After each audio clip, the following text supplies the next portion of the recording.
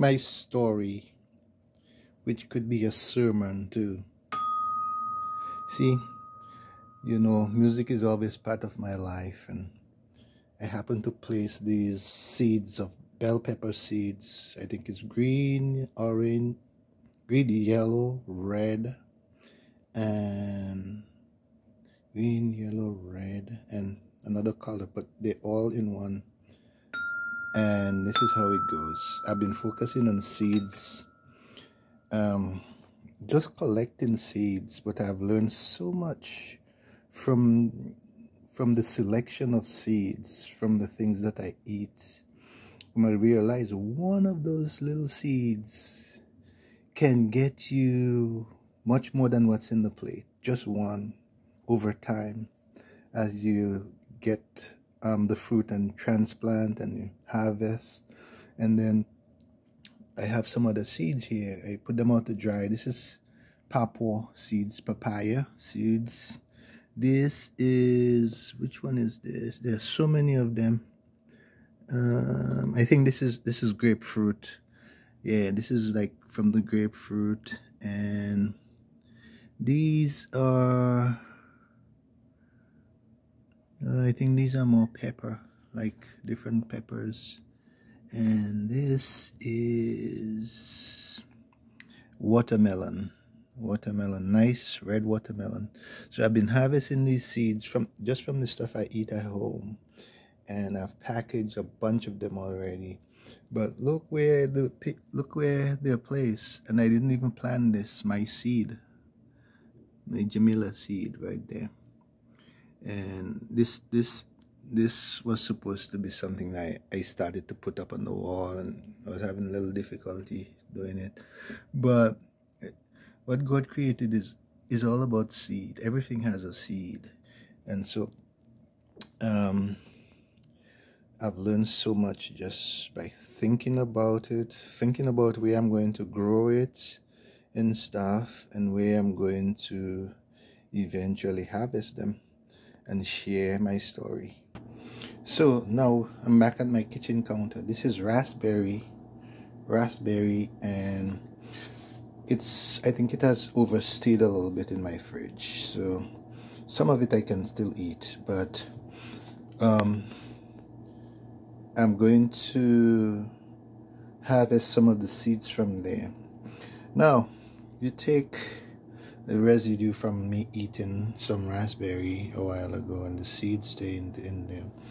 So now you take one of them, and get the seeds out of it, and you realize that the raspberry, that the fruit, a lot of times the seed or the seeds are more than the actually meat of the fruit that you really ingest, but I guess the seeds as well. So you take one of these, and you can get all of this from it, from this particular fruit. And I took my time and pressed my fingers and all the seeds in there and got them out of the fruit. And this is all I ended up with. This is all I ended up with as a fruit. So from here, let's get it zoomed in. From here, we get this nice, beautiful raspberry. And if you look good, you can see the pods in there where the seeds are stored. And some of them, many are stored in one pod. And you come all the way here and get all these seeds from that one. And all we have is this. But if you eat the whole fruit, you enjoy eating everything with you feel the seeds in your mouth and biting them and all of that. And if you look good there, just by looking at that, you can tell that there's 10, 20, 30, 40, 50, 60, 70, 80. That's over 200 and maybe 200 seeds or more in that one raspberry. Now, this can be a serious story. Now, as I dissected I pressed through the seed, through the fruit. So I took one and I was, mash it down, and then I get the seeds out. So my finger is on a seed right there. I can feel it, and I place it there. That's how I did them. You get the seeds, place them there. More seeds, place them there. As I did that, I realized there's a process. And when people talk about sowing seeds, you don't just jump up and sow seeds because somebody says in church, sow a seed and this is what you get from it. There's a selection process to sowing seeds. You don't just get the fruit and just jump up and sow a seed. Where is this seed? Was the path that the seed has to take in preparation for sowing. So even close this. Even in the container that the bowl I ate the raspberries in, there was a bunch of them. So there's a selection without even physically pressing the seeds out. As you stir your spoon or fork or whatever in there, they are seeds. So I pull them up to the side because they were in the juice. So there's a selection. You have to pull them off, and you have to have patience. So before you sow a seed, there is preparation. Before you select them, there is preparation. So you have to take those seeds now, and you have to mash them out, put this aside for whatever the purpose is, eating, or if you just decide you're going to sow seeds, this is fertilizer again for the seed. That's why a lot of seeds, a lot of fruits, you plant them with the meat on it, like mangoes and so on, and even maybe some of these.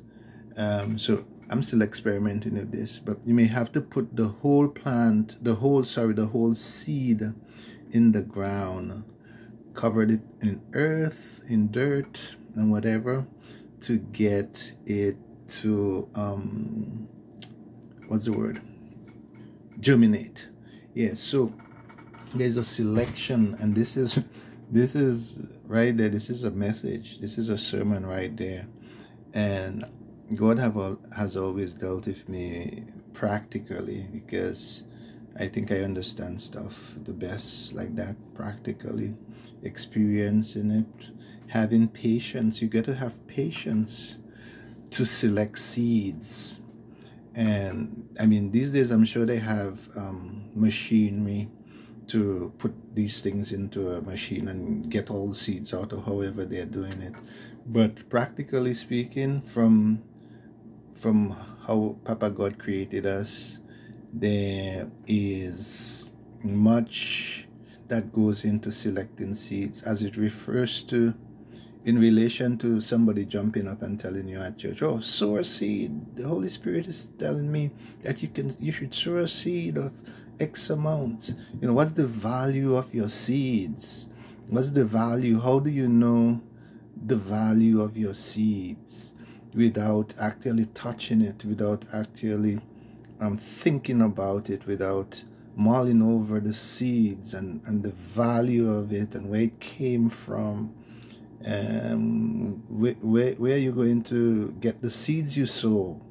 Look, right here we have seeds, but there's a process.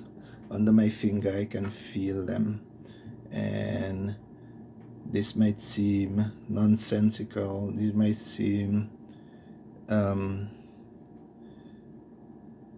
like I'm just playing around, but there's a good lesson in all of this. For there are lots of people, especially in the churches, that are misleading people. And just like God said to us, study the ant, well, study the seed. You have to study. So in other words, the ant is one of the smallest creatures, and God is telling us to study it. So much more the bigger things, we have to study it and see, and not let anybody lead us in their own path, in their own stuff, in their own belief, in their own doctrines, I want to say, you know. So there we got it. Seeds sowing, beautiful. So in the end, I just discovered what goes into seed preparation. So before you just get up and go into your purse and your wallets and give away your money, you have to do some preparation. So don't find it hard to decide or to realize that before you sow seeds, you have to plan it. You have to plan the path, plan it and see, pray about it. You know, just jump up and sow a seed and then you're left with nothing. So if you decide, okay, well, I have this raspberry and I'm going to sow a seed, and some people believe there's only one seed in this, you know, you might take it and sow it into somebody's pocket, and they benefit all these seeds when you were thinking that there's only one seed in here, or even though you thought there were many seeds, like we're discovering now. Without preparation and planning and figuring out where to sow the seeds and all of that, this is what you will lose. So plan, plan, plan before you sow. Boom. That's all that's left in the end. Thank you for watching.